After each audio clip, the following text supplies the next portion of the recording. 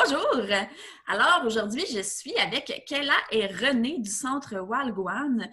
On réalise une petite capsule aujourd'hui suite au webinaire qui a été réalisé par la IDQ sur l'intervention à distance en temps de pandémie, étant donné que plusieurs groupes se sont retrouvés du jour au lendemain à devoir se retourner sur un 180 degrés pour faire de l'intervention sans avoir de contact physique avec les gens. On avait demandé dans le cadre de ce webinaire-là à certains groupes différents de différentes régions du Québec.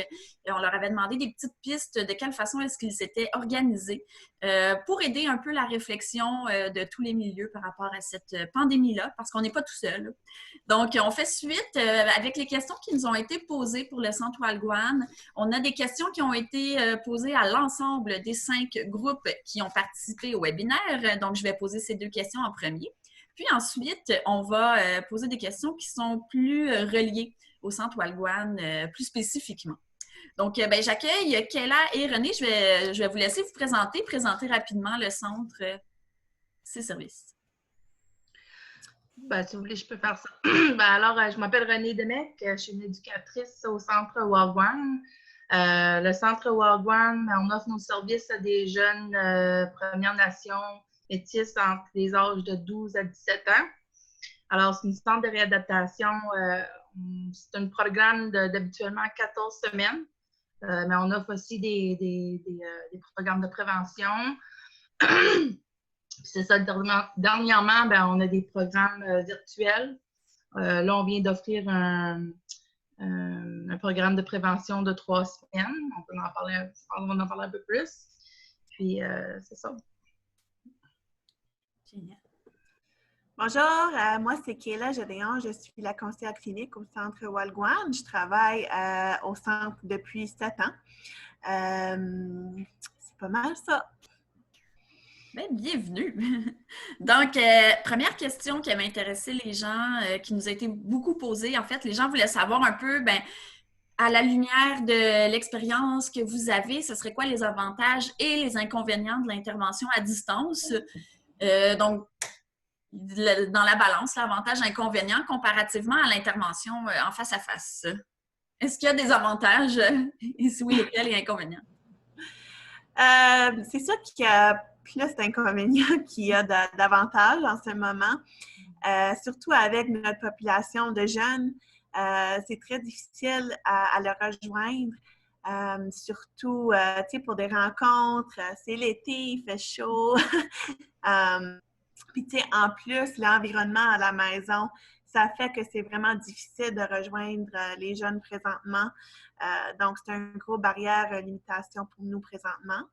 Avantage, je peux dire qu'on travaille beaucoup d'aspects sur notre programme résidentiel, vu qu'on a beaucoup de temps à travailler ces aspects-là. Fait que regardez notre programme, notre horaire, les évaluations, on est en train de travailler beaucoup sur cet aspect-là présentement. Donc, ça a fait un temps de recul pour penser à la suite. Et là, depuis le webinaire, en fait, l'été s'est installé. Il commence à faire chaud pour mettre les gens en contexte. Donc, on voit un peu cette réalité-là dans différents milieux, là, des gens qui désertent un peu leur ordinateur puis l'intervention. Oui. Parfait. Je peux rajouter, comme moi, je faisais plus de rencontres individuelles. Puis, tu sais, le désavantage, c'est que c'est moins personnel. Tu sais, on n'est pas, c'est pas comme si le client est assis en avant de moi. Tu sais, c'est par Zoom ou par téléphone. Fait que, tu sais, c'est moins thérapeutique, mettons. Tu sais, je parlais de ça un matin dans notre réunion d'équipe, que, tu sais, c'est plus comme des ateliers qu'on anime, on dirait, tu sais, pour pouvoir atteindre l'objectif. Mais tu sais, quand même, moi, c'est quand même un avantage parce que je veux dire, ils apprennent quand même, tu sais. Ouais. Puis aussi, durant ce temps-ci, comme René dit, c'est difficile qu'on n'a pas cette connexion physique. Mais en même temps, pour nous, de faire les suivis avec les jeunes, puis d'essayer d'avoir des intervenants dans la communauté pour faire le suivi sur place, il y a beaucoup de difficultés dans cet aspect-là aussi, de s'assurer qu'il y a un continu. Mhm. Ça porte moins à la confidentialité, hein, à la confidence. Mhm. Euh, J'avais une autre question, ben justement en lien avec confidentialité. Comment est-ce qu'on fait pour gérer ça? Est-ce qu'il y a des trucs, des astuces dans la limite du possible là, que vous avez pour aider à être le plus confidentiel possible? Donc, comment vous avez fonctionné? Vous disiez téléphone, Internet, sur Zoom, par exemple. Ben pour nous, on a développé une genre de petite procédure temporaire pour ces temps-ci. C'est sûr que la confidentialité, c'est complexe en cette situation. Mais nous, c'est juste de s'assurer que personne d'autre est dans la chambre avec le jeune. Donc, si nous, on voit que quelqu'un passe en arrière ou qu'on entend une autre voix, bien, on va demander aux jeunes qu'on finisse la rencontre, puis on se reprend quand le jeune soit seul. C'est sûr, en contexte groupe aussi, il faut s'assurer que ceux-là qui vont participer dans le groupe ne vont pas aller passer de l'information, prendre des screenshots, prendre des photos, des vidéos. Donc, on ne peut pas l'assurer à 100%, mais au moins, on a ces procédures. Puis, à chaque fois qu'on fait un groupe, mais on va rappeler à nos jeunes, OK, on sait qu'il n'y a pas de screenshot, on ne partage pas de l'information, pas de vidéo, pas de photos. Mais c'est sûr, avec les jeunes, c'est un peu plus difficile à gérer. Mais après notre présentation avec vous, c'était le mois d'avril, je crois. On avait contacté le portage, M. Sébastien Fortin, pour discuter leur procédure de confidentialité. Fait qu'on a travaillé un peu avec eux autres pour établir le nôtre aussi. Mm-hmm. Donc, un petit code de vie de petits règlements. Un peu de... Oh, intéressant. C'est juste des petites affaires aussi qu'on faisait pas auparavant, tu sais, comme de mettre des mots de passe sur nos Zooms. Oui, ça peut faire une bonne différence aussi. Ouais. Les gens qui piratent, en fait, c'est quand il n'y a pas de mot de passe puis qu'ils peuvent rentrer comme ils veulent. Là. Ouais. Et trouvez-vous que ça fonctionne bien jusqu'à maintenant, la façon de faire? Oui, on vient de finir notre programme de 3 semaines avec notre premier groupe, puis ça a super bien été. Il n'y a pas eu d'incident du tout. Donc, les jeunes, ils ont vraiment respecté les consignes. Puis, tu sais, quand ils étaient avec des amis, mais ils ont choisi de ne pas participer. Puis, je trouve qu'ils ont bien respecté cette règle-là. Donc, il y a quand même un souci de leur côté. Puis, ils sont quand même restés 3 semaines. Ça veut dire qu'ils ont quand même... Bien, la participation était un peu floue, là, mais ça a quand même bien été. Mais tu sais, vers la 3e semaine, il commençait à faire beau, puis les gens étaient moins engagés dans le programme. Ce qu'on retrouve aussi en temps normal, même en présence. Oui. Quand l'été s'en vient, là. Oui. Ah, mais merci pour vos éléments de réponse. Maintenant, ben, je vais passer à des petites questions qui nous ont été rapportées. Les gens voulaient en connaître un petit peu plus par rapport à votre centre et ce que vous aviez dit pendant le webinaire. Bon, il y avait la limite du consentement éclairé. Vous y avez un peu répondu, hein, de dire on essaie de demander aux gens de ne pas avoir d'amis autour d'eux. Puis, je me rappelle que vous parliez pendant le webinaire un peu de la difficulté dans un contexte où les gens sont très en proximité ensemble. Culturellement, il y a souvent présence de gens. Est-ce que ça a été un problème ou est-ce qu'il y a eu d'autres difficultés qui sont survenues par rapport au consentement des gens mais tu sais, des exemples pour notre programme qui vient de finir, on avait un jeune qui faisait souvent un gardiennage pour ses cousins. Donc, tu sais, ça, c'est quelque chose qui est très commun dans les communautés Premières Nations. Donc, c'est quelque chose qu'on prévoyait déjà, mais elle a quand même respecté les règles, mais ça a vraiment limité sa participation avec nous. Donc, tu sais, c'est sûr que dans notre culture, c'est les plus vieux qui prennent soin des plus jeunes, puis, tu sais, les parents, ils travaillent. Donc, ouais, c'est un peu une limitation, mais c'est quelque chose qu'on prévoyait. Oui. C'est que des fois, il faut qu'on soit un peu sensible à leur situation, à leur culture. Comme qu'elle a dit, c'est dans notre culture. Mhm. Oui, puis de composer sans trop limiter les services non plus, en espérant que tout soit parfait. J'imagine, ça demande une... Des fois, il faut qu'on se penche un peu, tu sais. Oui, ben oui. Ouais. Et ben déjà, se demander justement, dans le cadre de l'intervention à distance, est-ce que la façon de faire est la même? Est-ce que vous ouvrez un dossier, par exemple, avec les questions régulières, nom, adresse, ou si ça devient plus informel un peu l'intervention? Je te dirais que c'est plus informel. Donc, la mission a été vraiment raccourcie pour le programme de prévention en ligne. Mais on demande pareil une admission. Pour nos dossiers, nous, on fonctionne avec le système qui s'appelle AMIS. Donc, pour nous, AMIS, ils ont ouvert des places pour mettre nos dossiers en lien avec le COVID.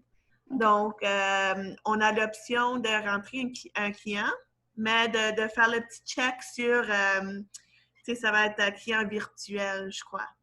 Okay. Puis, pour tous nos ateliers puis tous nos statistiques, on a toutes des places qui nous indiquent COVID-19 pour mettre nos choses. Fait que c'est vraiment bien organisé pour nos dossiers. Mais c'est ça, c'est comme ça qu'on fonctionne présentement avec nos dossiers. IMIS, ça s'écrit comment? Est-ce que c'est... C'est AMIS. Comme ami. Oui, c'est ça. Fait que nous, on utilise ce système-là, ça fait 4 ans, je crois. Okay. Puis c'est tous les centres au Canada qui sont sous le WISAC. Nous, on fait partie d'une groupe qui s'appelle WISAC. Fait qu'en anglais, c'est Youth Solvent Treatment Centers, quelque chose de ce genre-là. Puis, on utilise tout ce système-là. Donc, nous, ça nous permet de partager des dossiers entre centres aussi. Donc, si on recevrait une admission de la Colombie-Britannique, mais eux autres, ils peuvent nous envoyer le dossier. Puis, on peut avoir tout le contenu du jeune qui était dans leur centre, dans le fond. Ah, donc c'est pas canadien? Oui. Oui, c'est vraiment intéressant. Oui, puis c'est intéressant aussi pour donner l'information aux gens aussi que leurs données sont confidentielles, puis comment ça fonctionne. Oui. Miss. Et ben, on en parlait un petit peu de la présence des jeunes. Les gens voulaient savoir, est-ce que les jeunes viennent vraiment dans les ateliers? Je pense qu'il y a des personnes qui se posaient des questions. Est-ce qu'on veut ouvrir un atelier de groupe? Est-ce que ça vaut la peine? Est-ce que les gens vont s'inscrire? Donc, ils se demandaient un peu les statistiques de présence des jeunes plutôt comparativement à votre expérience avant la COVID, par exemple, à ce temps-ci de l'année, durant l'été. Est-ce qu'il y a vraiment une baisse drastique de participation? Est-ce que vous pensez que ça vaut quand même la peine, qu'il y a quand même eu un bon taux malgré tout? Ou... Renée, je vais te laisser répondre celui-là, vu que c'est toi qui as animé beaucoup d'ateliers.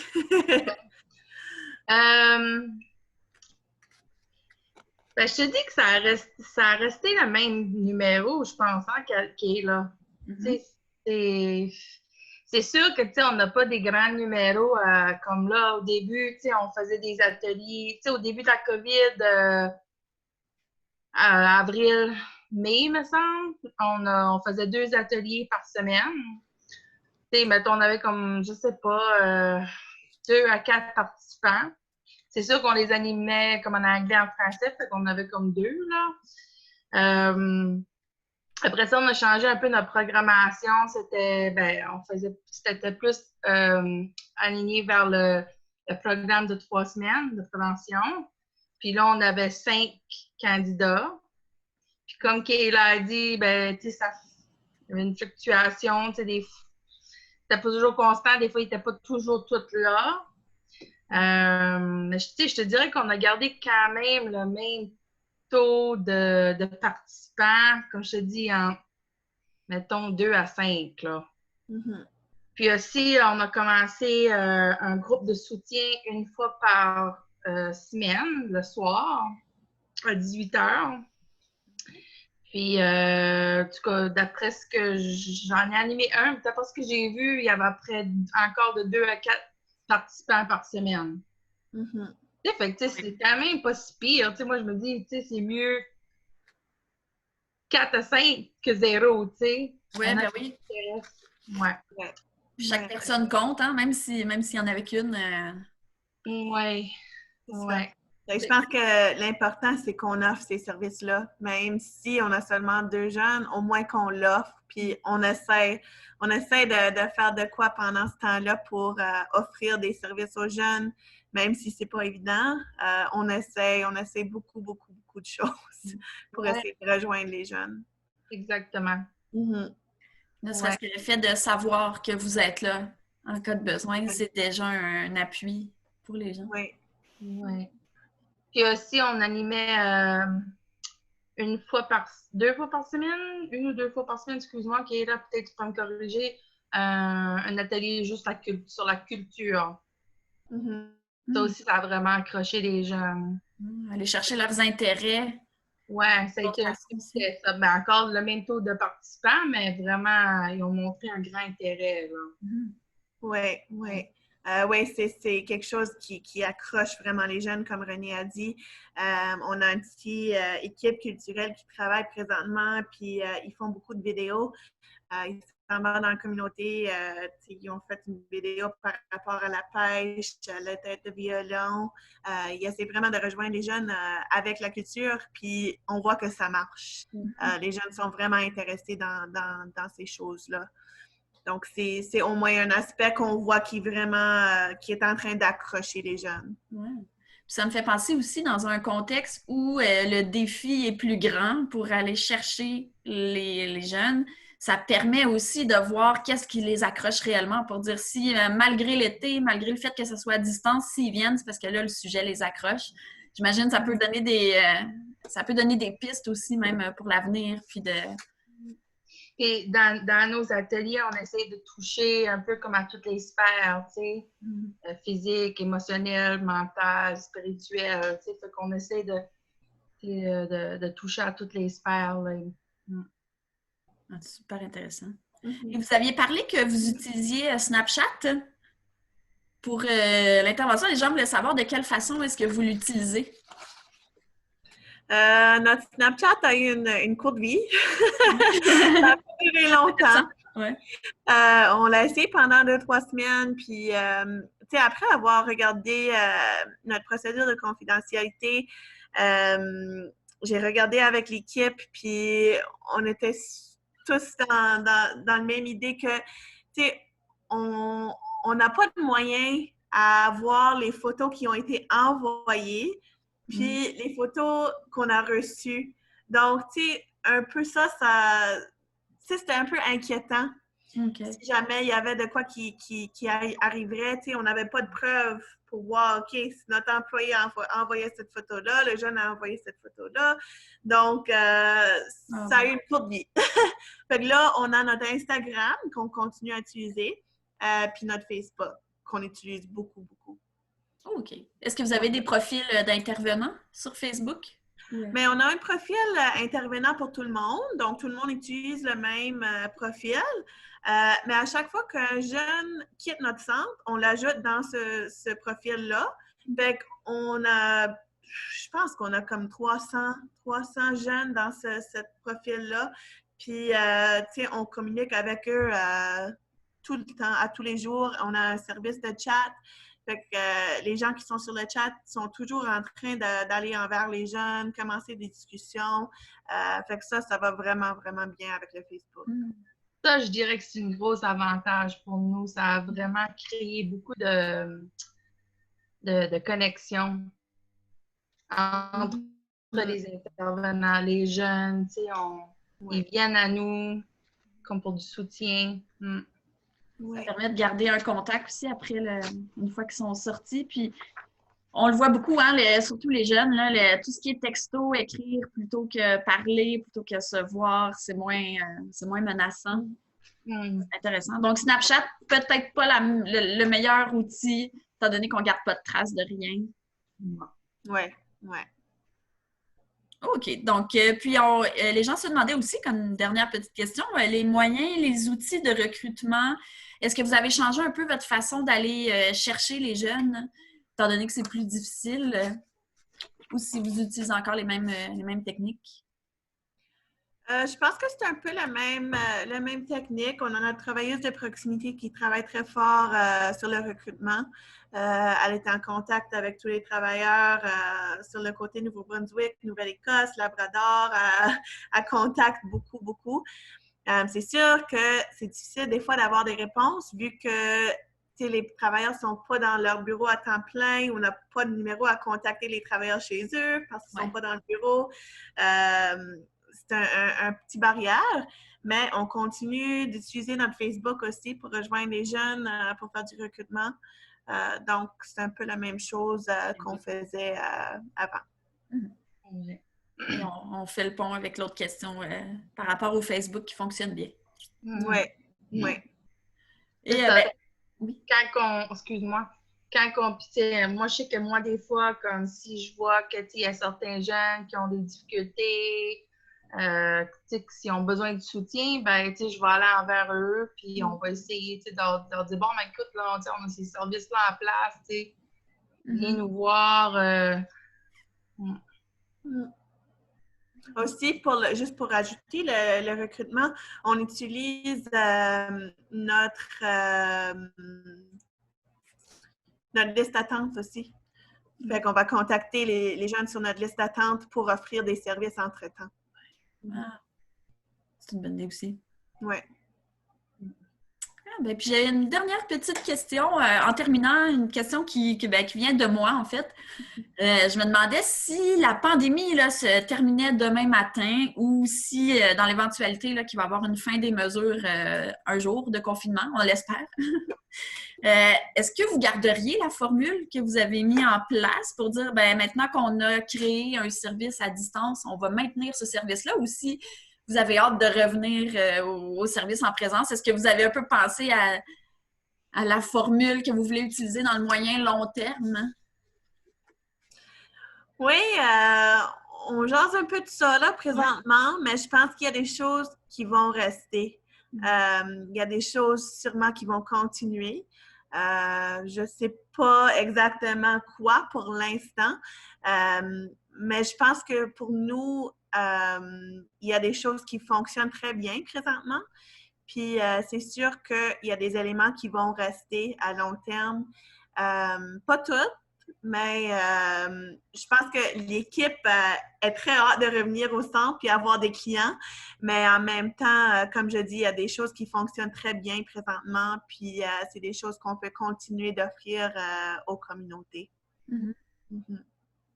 Ça nous aura demandé de se tourner sur un 180 rapidement, mais en même temps, peut-être qu'on va tous en ressortir avec des services bonifiés, des façons de rejoindre les gens bonifiés. Oui. Ben, merci beaucoup pour ces explications, cet approfondissement. Tout le monde est dans ces interrogations-là, dans ces questionnements, donc ça peut aider d'autres milieux à se positionner. Mm-hmm. Et on va suivre ça de près, la suite qu'on ne connaît pas. Et est-ce qu'il va y avoir une deuxième vague en automne ou pas? On ne le sait pas encore. Donc, merci beaucoup pour ces questions-là. C'était très pertinent. Donc, c'était le centre Walgwan avec Kayla et René. Donc, merci. Merci.